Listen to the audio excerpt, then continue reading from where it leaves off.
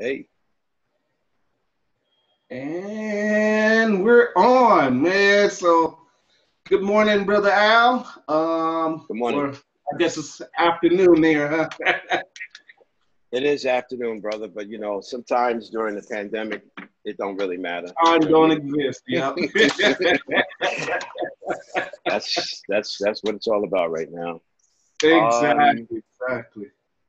yeah. Yeah. So, welcome to Al Johnson Art Studio. We call it Studio 347 because now I am located here in Bethlehem at the Banana Factory, and the Banana Factory is an educational center for young artists of all different disciplines. And as a resident, I am, definitely one of the senior members, but I've only been here a short time. But the whole point is that we're artists who are here uh, to teach and share what we possess as creative persons. And so I'm happy to say that today we're able to come into our studios.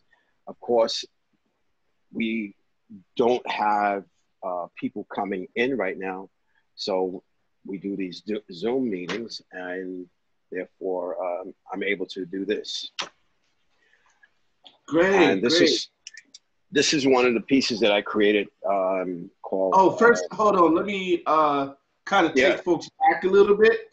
So I want sure. to kind of start off, kind of tell our audience a little bit about you, where you from, and how you got Mm. started in your art practice. Okay, well that can be it's easy, but it's also complicated to explain. I was I was born into uh, being an artist because I was known for constantly getting little whoopings because I would draw on the walls.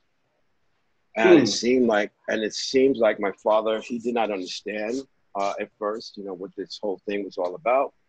But he just said, look, we got to figure out something with this kid, to get him involved in art programs. And so my mother and father were very, very supportive of me as an artist from day one.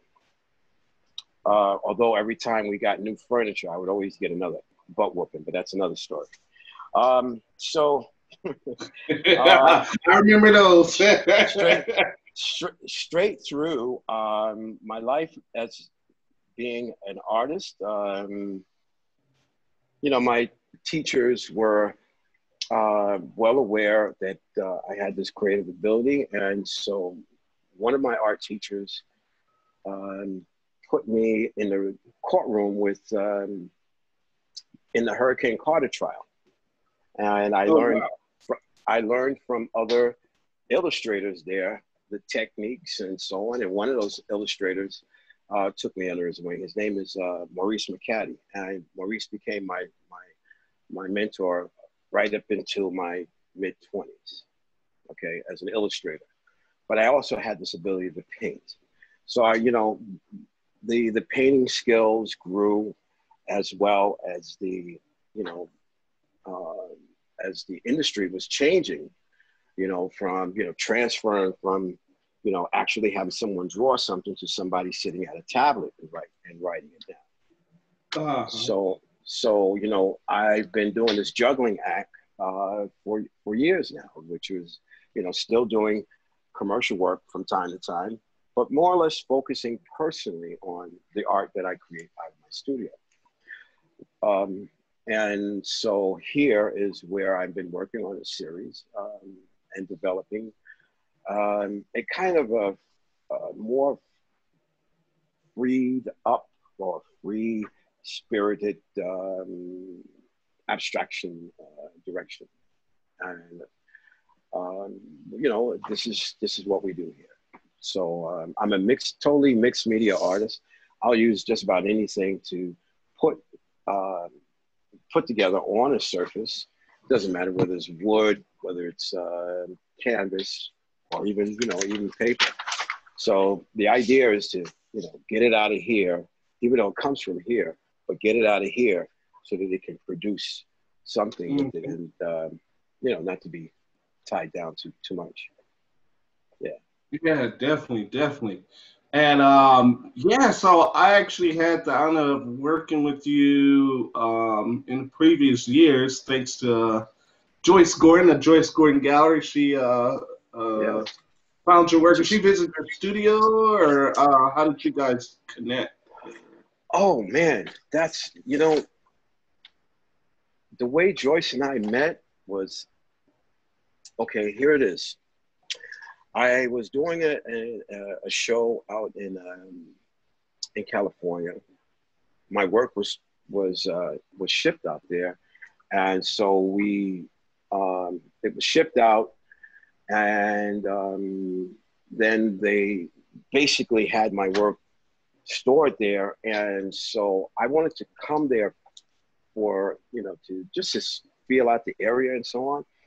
And somehow I was there long enough so that when the show came down, um, Joyce Gordon Gallery is a gallery that I said I wanted to go and check out because it's, you know, I went from Simona, am I pronouncing it right? Sonona. Oh, Sonoma. So yeah, I went there from there, and I was coming into, you know, Oakland, and I said, I got to meet this Joyce Gordon Gallery because I'm hearing about Joyce Gordon. So when I met Joyce, I told her the situation. I'm trying to transport some paintings, you know, back to New York and so forth. She said, well, look, you know, I know someone who can store the work for you, and we'd like to show your work. And so, you know, time went in, and time, you know, we stayed in contact with each other throughout all of that. And finally, there was you know, a show that she wanted to do. She wanted to produce an exhibition between myself and Charles Bibbs. Charles Bibbs. I was gonna mention that. Yeah, Go yeah, ahead. and what an honor that was to share space with someone who was also a kind of mentor to me in the early years of my direction going through the art world of the fine art world.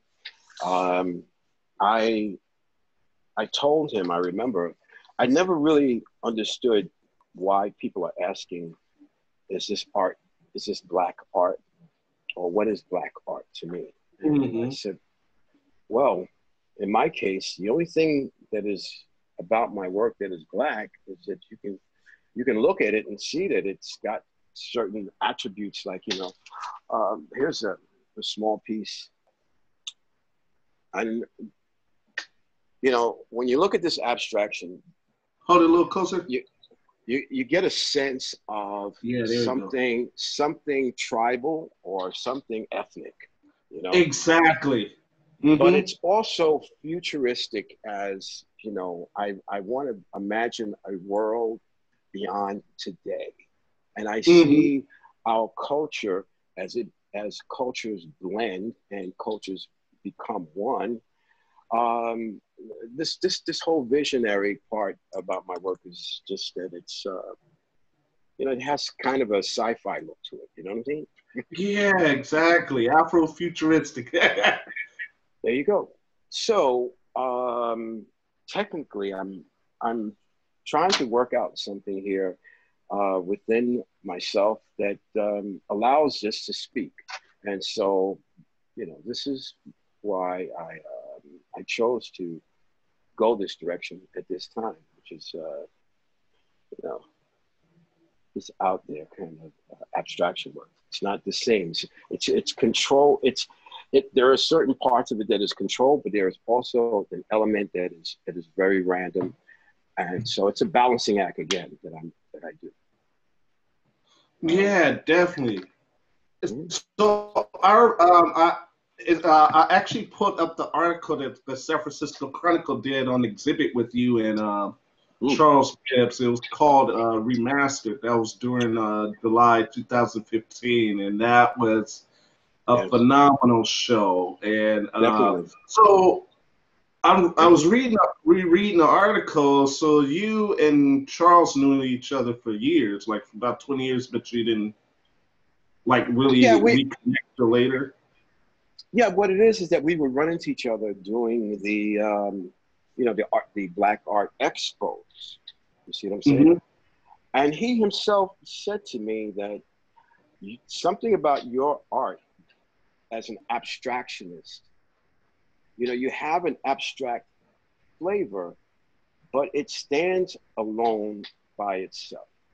And I It does. admire that in you because, some people would have given up a long time ago had they gotten, a different response from their work and without knowing, because a lot of this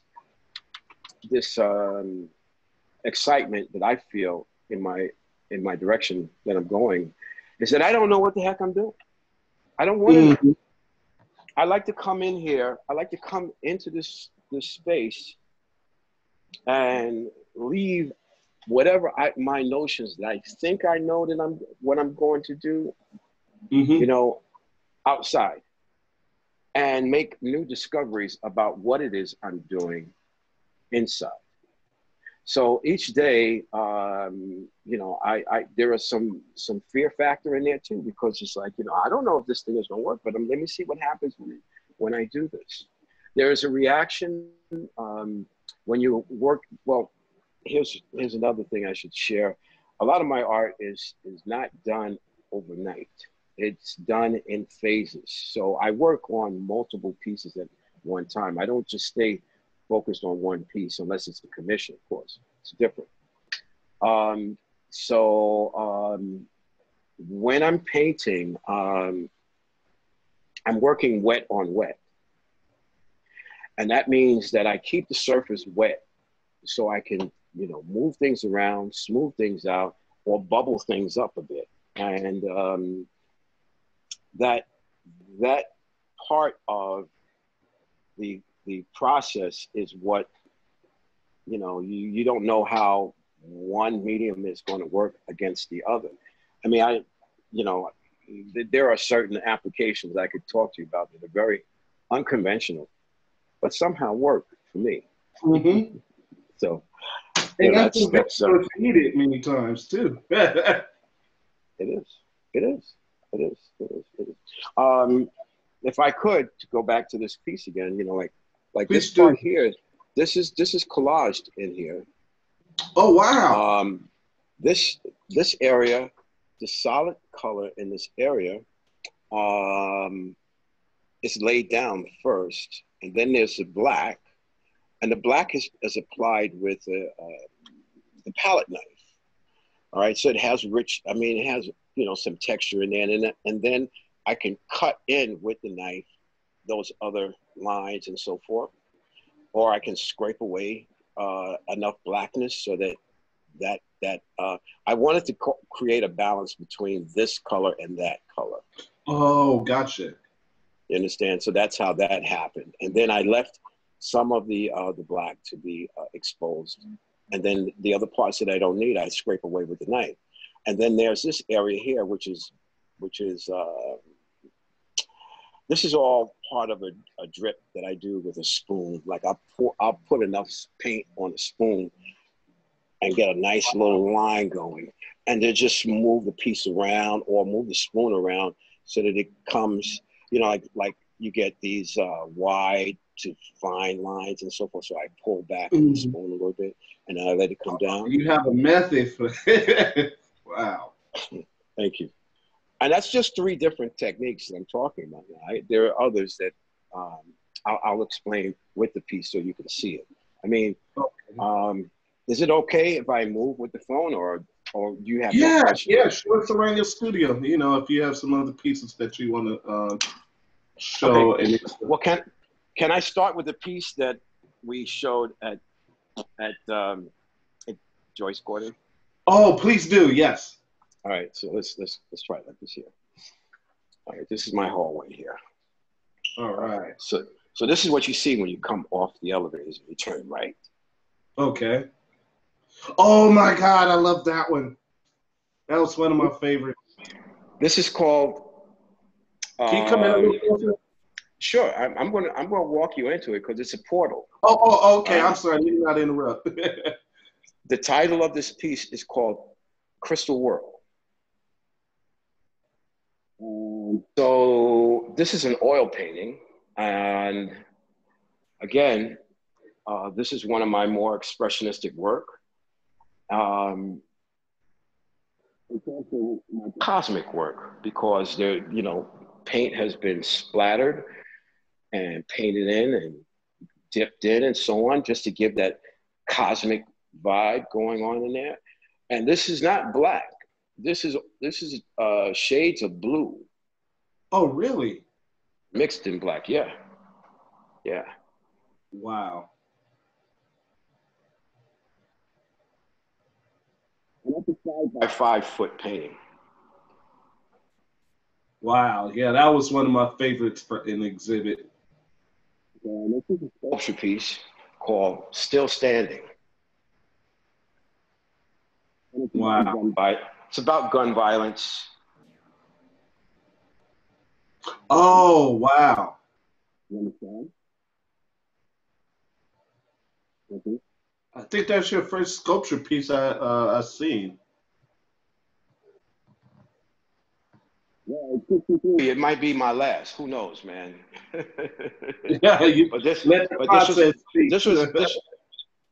was a lot of work. This is gold leaf in here. Mm-hmm. The shield has the crest of Africa.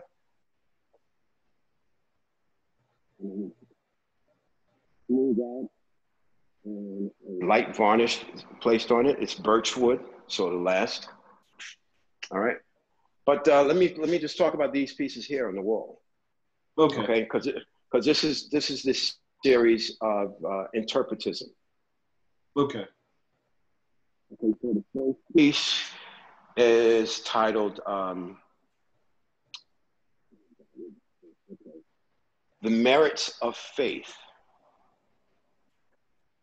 And I was thinking, of religion and belief systems. It's all equated with somehow, the power of suggestion. Gotcha.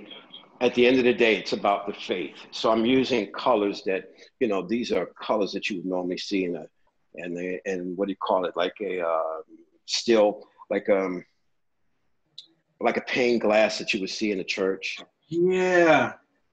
Okay, so that was the idea behind the concept of the colors that was using there. The next piece is called "With My Bush Brother Beside Me."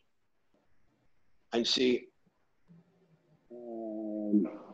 I'm not one for labeling the work based on something that you will recognize as something that is figurative.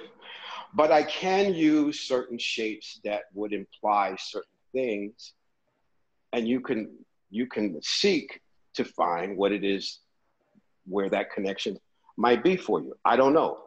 Some people look at abstract as if they're looking for something that is figurative, and a lot of times it's really about mostly for me, it's about a feeling. It's not something that you clearly see.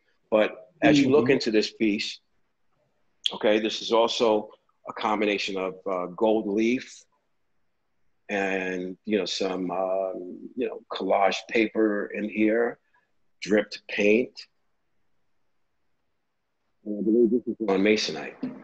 Yes, I like working on masonite because it's a smooth surface.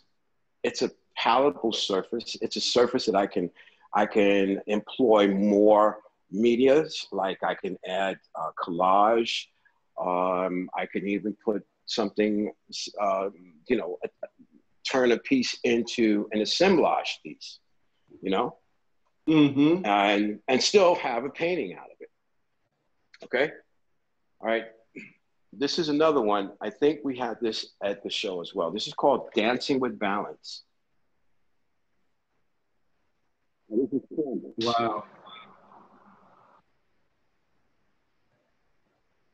Again, this is, dripped paint, but Mm-hmm. the surface was constantly being wetted while, I mean, see, the surface was always wet when I was working on it. So I was able to use a sponge to pull things off, or I used a palette knife to chop in my shapes that I wanted, and whatever I didn't want, I, you know, could, pull it away.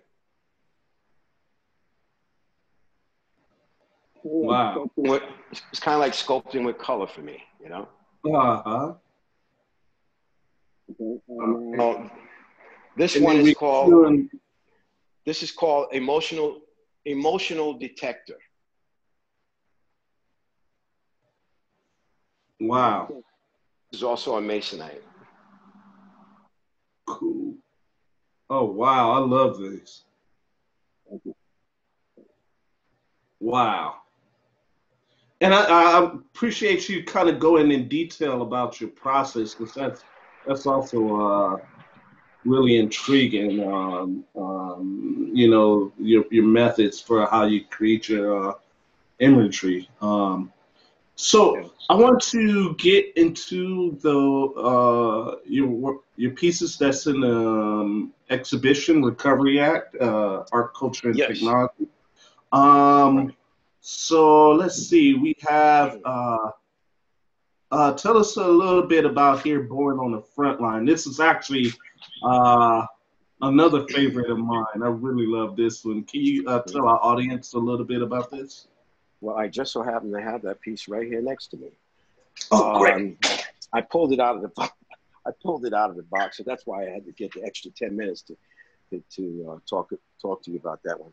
Um, Great. yeah, yeah, sure, sure. Um,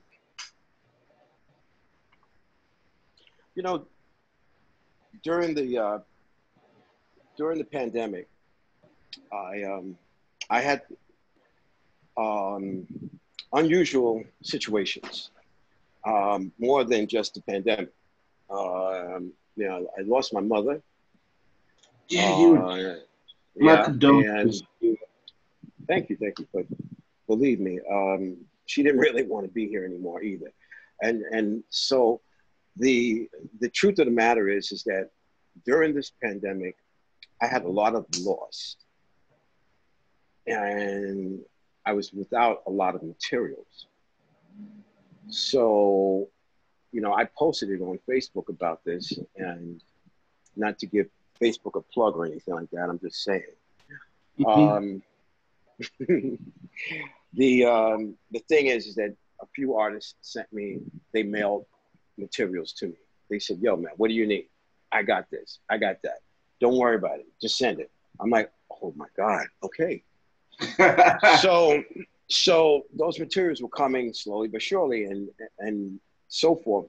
But when I got to that point to where I was already communicating, um, using the Zoom on Facebook. And I said, this is how I'm going to stay in touch with the world and not lose my humanity. And, doing a series on this pandemic was not my idea at first. It was more of just every day I'm going to check in with you because it was called Zoom Room at noon. All right. Mm. And so every day at noon for about 2 to 3 weeks, I was painting and saying, yo, y'all, to all my artist buddies out there and all the people who want to be artists, this is it. Don't lose your humanity. Stay creative, stay productive, do something. If you're not painting, sit down and write. But this is not the time to sit up under a television or be locked down like you are depressed. Pull your energy up.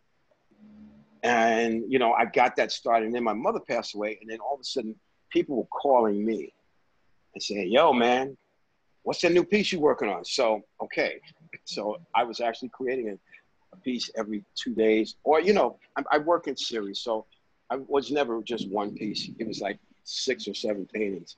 As a matter of fact, I created 17 paintings during the pandemic. And most of those pieces are, a good sum of those pieces are being shown now at a current showing at the Bethlehem House Gallery.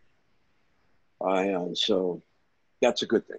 All right. So did you have any more questions about why I chose, why I called it being on the front line? Yeah, actually, I was interested in the title also. The title of this piece is totally about being alone up against all the elements and being born like you're being born into it. As a Black man, I am used to dealing with a pandemic world, being as a Black man in America. Mm-hmm. We're used to this. This is not new to us. The treatments that we've gotten, and so on. And so, I think of myself, or I'm thinking in this piece of what what the next generation should know, what was going on at this time through me as an artist. This piece existed. So I was taking on this warrior-like position because this is a war. It is a war. Mm-hmm. The revolution has already begun. You know what I mean? And so I don't want to take us away by going into the politics of things, but basically that's what this piece is all about. Oh, gotcha. And that's it there. Wow. Okay, so now you can see or feel a sense of a mask or some mm-hmm. sort of figure or something that is emerging out of all of these elements coming together. And here are the colors. Because exactly. we are the two-legged tribe, as they call it. And so this tribe is a multicultural tribe. It's a tribe of all the cultures mixed into one. Wow.